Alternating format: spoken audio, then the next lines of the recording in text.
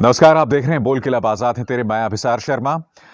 मोदी सरकार और किसानों के बीच 9वें दौर की बातचीत भी बेनतीजा निकली और यह बातचीत की पृष्ठभूमि में कांग्रेस का विरोध प्रदर्शन था जो उन्होंने दिल्ली, मध्य प्रदेश और कई राज्यों में, उत्तर प्रदेश, तमाम जगहों पर आयोजित किया। इस पृष्ठभूमि में आज के इस दौर की बातचीत हुई। बातचीत के इस दौर की खास बात यह थी कि किसानों ने मोदी सरकार को कन्फ्रंट किया, उनका सामना किया। किसानों ने पीयूष गोयल, नरेंद्र तोमर और सोम प्रकाश, जो कि सरकार के नुमाइंदे थे, उनसे पूछा कि अगर आप हमसे बातचीत करना चाहते हैं तो पंजाब में आप आड़तियों पर और हमारे समर्थकों पर रेड्स क्यों मार रहे हैं।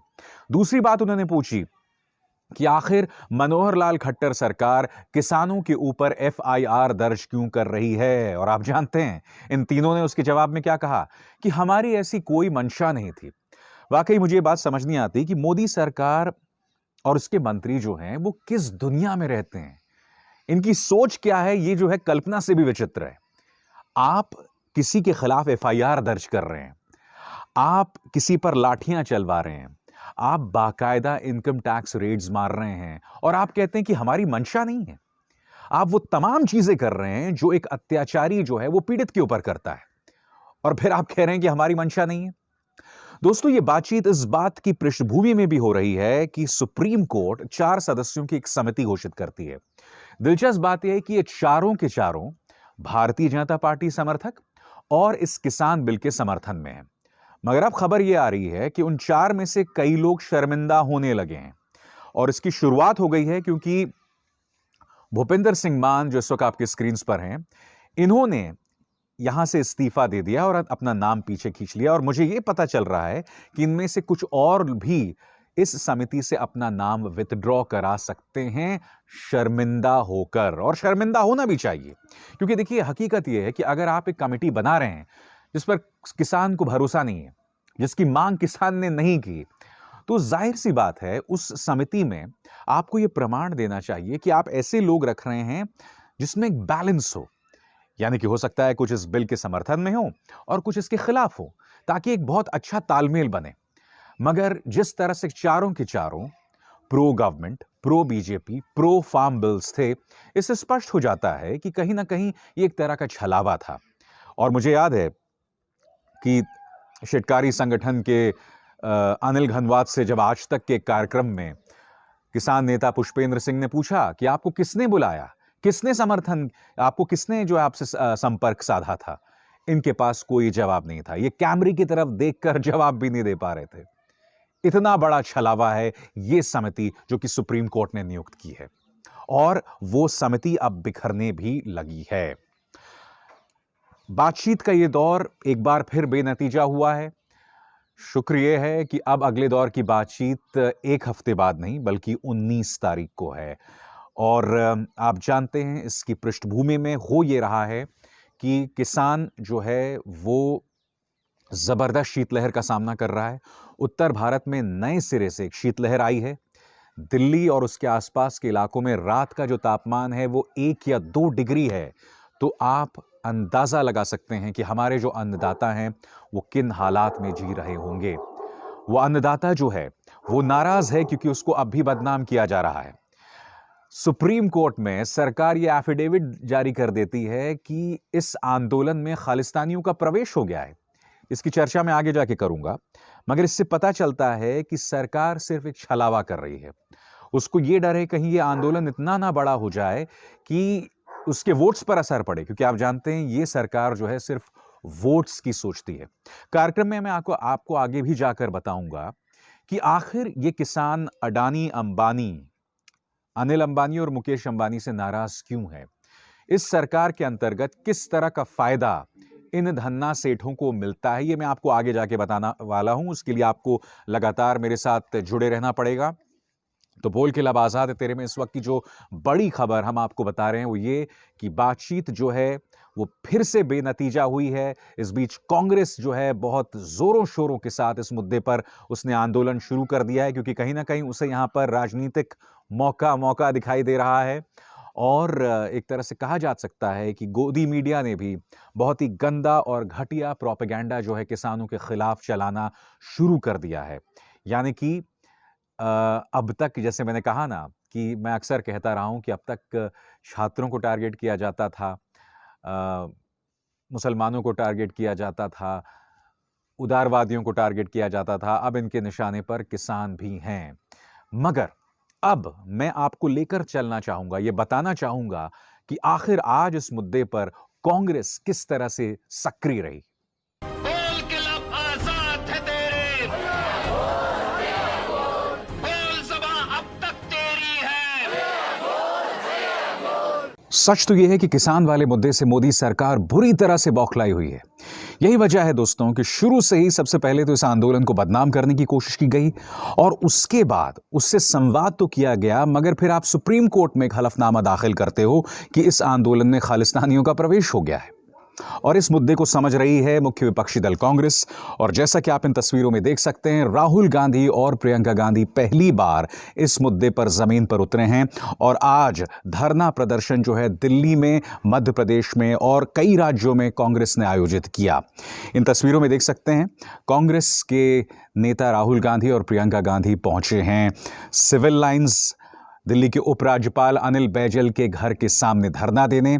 अब इन तस्वीरों में आप देख सकते हैं किस तरह से वो पहुंचे हैं जंतर मंतर, जहां अरसे से पंजाब के कई सांसद जो हैं वो प्रदर्शन कर रहे हैं। इस मौके पर राहुल गांधी ने पत्रकारों से बात की, एक संबोधन भी दिया और उन्होंने कहा कि इन 3 कानूनों का मकसद सिर्फ और सिर्फ अडानी और अंबानी को फायदा पहुंचाना है और किसान को बर्बाद करना है। क्या कहा उन्होंने, आप भी सुनिए। कानून किसान की मदद करने के कानून नहीं है, ये कानून किसान को खत्म करने के कानून है और अंबानी और अडानी को जो किसान का है वो दिलवाने के लिए कानून बनाए गए।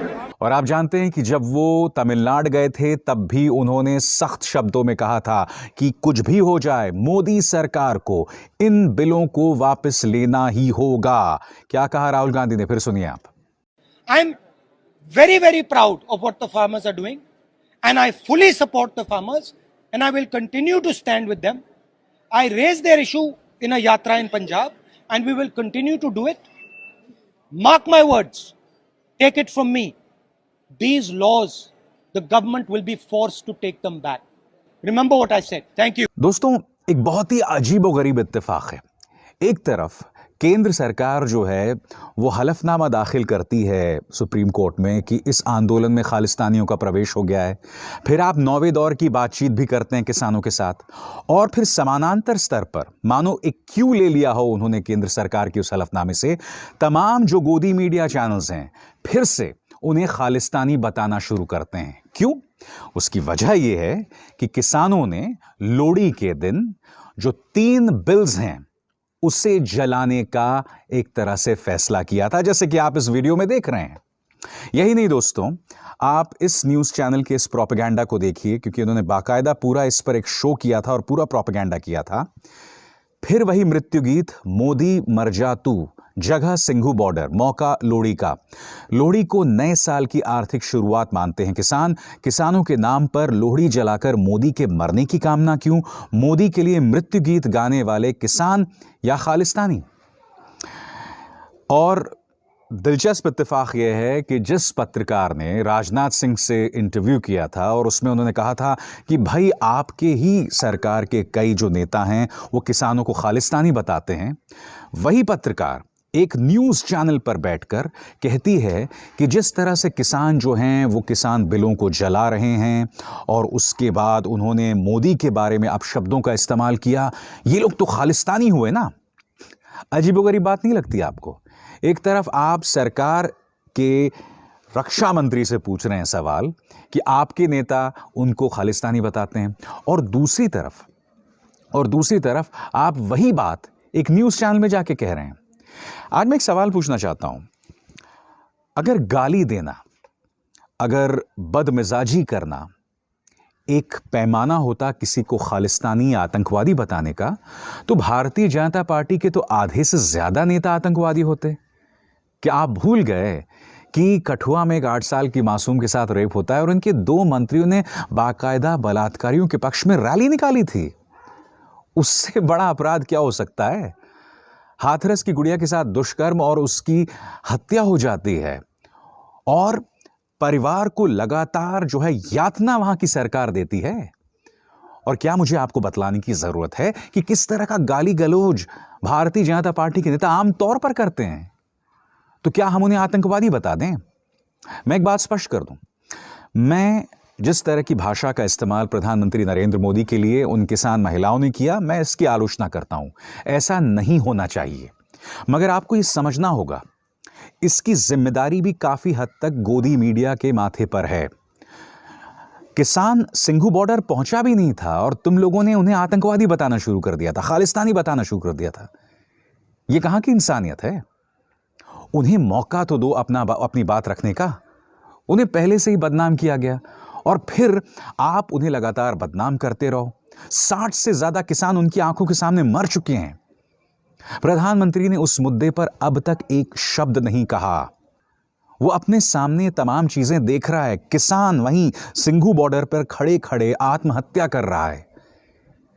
क्या सरकार में या गोदी मीडिया में किसी का दिल पसीज रहा है? आप उसे लगातार बदनाम कर रहे हैं, उसे गाली दे रहे हैं। और इस आक्रोश में, इस फ्रस्ट्रेशन में वो किसान क्या करेगा, मैं आपसे जानना चाहता हूं।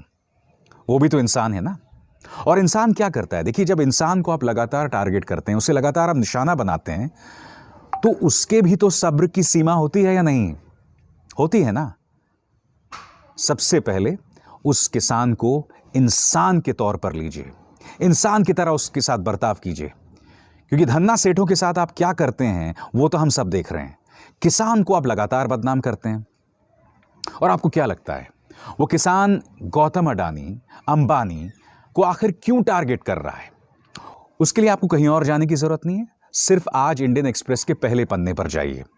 वो खबर जो 27 मार्च 2019 को न्यूज क्लिक के रवि नायर आपके सामने पहले ही ला चुके हैं। मगर क्या कहता है इंडियन एक्सप्रेस की रिपोर्ट आपके स्क्रीन पर? और यही खबर 27 मार्च 2019 को न्यूज क्लिक के रवि नायर ने की थी। यह खबर यह कहती है कि जैसा कि आप जानते हैं कि 2014 के बाद गौतम अडानी को भारत के अंदर 6 हवाई अड्डों की जिम्मेदारी मिल गई है। उसके रखरखाव, उसकी तमाम चीजों की जिम्मेदारी, यानी कि 6 एयरपोर्ट्स कैसे चलाए जाएं, इसकी जिम्मेदारी गौतम अडानी के हाथ में है। क्या आप जानते हैं इस बात को लेकर किसी और ने नहीं बल्कि सरकार के अंदर वित्त मंत्रालय और नीति आयोग ने किया था? यह कहती है इंडियन एक्सप्रेस की रिपोर्ट। और यही रिपोर्ट थी न्यूज क्लिक की जो हमने की थी 27 मार्च 2019 को। और यह रिपोर्ट क्या कहती है मैं आपको बताता हूं। आपकी स्क्रीन पर इंडियन एक्सप्रेस और न्यूज क्लिक दोनों की reports. Department of economic affairs ने क्या कहा था यह मैं आपको पढ़ के सुनाता हूं। ये 6 हवाई अड्डे परियोजनाएं अत्यधिक पूंजी वाली परियोजनाएं हैं, यानी कि बहुत पैसा इसमें लगा हुआ है। इसलिए बड़े वित्तीय जोखिम और परफॉर्मेंस के मुद्दे को तथ्य देते हुए इस खंड में शामिल करने का सुझाव किया गया है कि एक बोली लगाने वाले को 2 से अधिक हवाई अड्डे नहीं दिए जाएंगे। उन्हें विभिन्न कंपनियों को देने से यार्डस्टिक प्रतिस्पर्धा भी आसान होगी। 2 चीजें यहां पर डिपार्टमेंट ऑफ इकोनॉमिक अफेयर्स ने कही थी। पहला कि एक कंपनी को 2 से ज्यादा आप मत दीजिए हवाई अड्डे, और अगर आप ज्यादा से ज्यादा कंपनियों को हवाई अड्डे देंगे तो इसमें कंपटीशन बढ़ेगा। यह सरकार के अंदर यानी कि वित्त मंत्रालय ने नसीहत दी थी। उसके बाद अपने तर्क को समर्थन देने के लिए डीईए यानी कि वित्त मंत्रालय ने कहा कि दिल्ली और हवाई अड्डे, इन दोनों जगहों पर जो बोलीदाता था यानी जो बिडर था वो जीएमआर नाम की कंपनी थी, मगर उसे दोनों हवाई अड्डे नहीं दिए गए। साथ ही उन्होंने जिक्र किया दिल्ली में जो बिजली का प्राइवेटाइजेशन हुआ है, दिल्ली का जो बिजली का जो निजीकरण हुआ है, इसे दिल्ली के बिजली वितरण के निजीकरण के लिए भी संदर्भित किया गया था। दिल्ली विद्युत वितरण निजीकरण के मामले में शहर को 3 क्षेत्रों में बांटा गया और 2 कंपनियों को दिया गया। यह बात कोई और नहीं बल्कि वित्त मंत्रालय कह रहा था। और नीति आयोग ने क्या कहा आपकी स्क्रीन पर? पर्याप्त तकनीकी क्षमता की कमी वाले बोलीदाता यानी बिडर परियोजना को खतरे में डाल सकते हैं और उन सेवाओं की गुणवत्ता से समझौता कर सकते हैं जो सरकार प्रदान करने के लिए प्रतिबद्ध है। यानी कि इनके पास पूरी टेक्निकल जो क्षमता है वो नहीं है। बावजूद इसके इन्होंने 6 के 6 हवाई अड्डे जो हैं वो अडानी को दे दिए। न्यूज क्लिक ने क्या रिपोर्ट की थी 27 मार्च 2019 को, वो भी आपको पढ़ के सुना रहा हूं। न्यूज क्लिक द्वारा एक्सेस किए गए दस्तावेजों के अनुसार मोदी सरकार ने एएआई के स्वामित्व वाले और संचालित 6 हवाई अड्डों के निजीकरण के अपने निर्णय पर पहुंचने के दौरान विभिन्न कानूनों और प्रक्रियाओं का उल्लंघन किया। इसके अलावा वित्त मंत्रालय और नीति आयोग में आर्थिक मामलों के विभाग यानी डीईए, जिसका जिक्र मैं कर चुका हूं, द्वारा बोली प्रक्रिया के तकनीकी, वित्तीय और कानूनी पहलुओं पर की गई अनदेखी को नजरअंदाज किया गया। इसके बजाय ऐसी स्थितियां स्थापित की गईं जो स्पष्ट तौर पर अडानी ग्रुप का समर्थन करती हैं। यानी कि मोदी सरकार साफ तौर पर अडानी ग्रुप को हाथों हाथ ले रहा था। उसकी अपनी सरकार के अंदर विभाग जो हैं वो कह रहे थे कि आप ऐसा मत कीजिए। किसान ये सब देख रहा है। किसान अनपढ़ नहीं है और वो देख रहा है कि गौतम अडानी, मुकेश अंबानी, अनिल अंबानी एक तरह से इस सरकार के अंदर किस तरह की तरक्की कर रहे हैं। और अगर वो ये मुद्दा उठाए तो क्या गलत कर रहा है, और अगर वो ये मुद्दा उठाए तो गोदी मीडिया को आखिर क्या दिक्कत होती है। किसान की नाराजगी इस बात की है कि सुप्रीम कोर्ट के अंदर महिला किसानों के ऊपर भी सवाल उठाए जाते हैं। जी हां, चीफ जस्टिस बोबडे कहते हैं कि ये महिलाएं क्या कर रही हैं, ये बच्चे और बुजुर्ग क्या कर रहे हैं, जबकि महिला किसानों का कहना है कि हम पुरुषों के साथ कंधे से कंधा मिलाकर आंदोलन कर रहे हैं, आप हमारी तौहीन करना बंद कीजिए। और क्या आप जानते हैं कि महिला किसानों ने चीफ जस्टिस बोबडे को एक खत लिखा है जो आपके स्क्रीन पर है। माननीय मुख्य न्यायाधीश जी, महिलाओं के बारे में सुप्रीम कोर्ट में की गई टिप्पणी उनकी तौहीन है।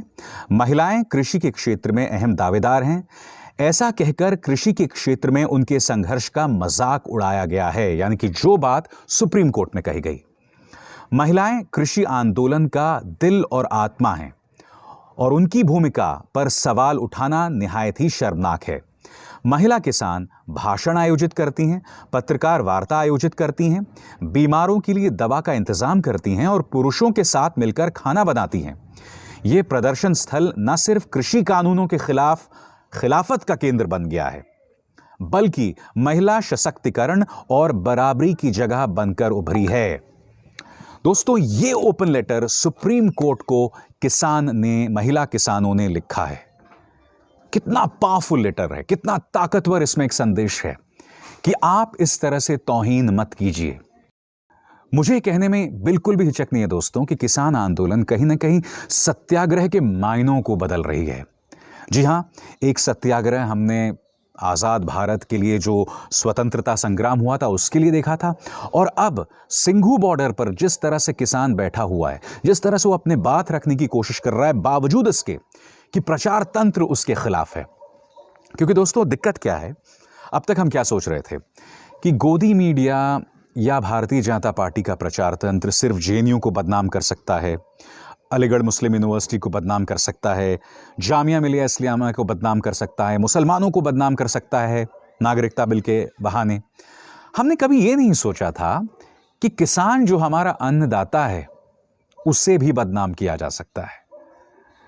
वाकई इस आंदोलन के बहाने गोदी मीडिया कतई नंगई पर उतर आई है।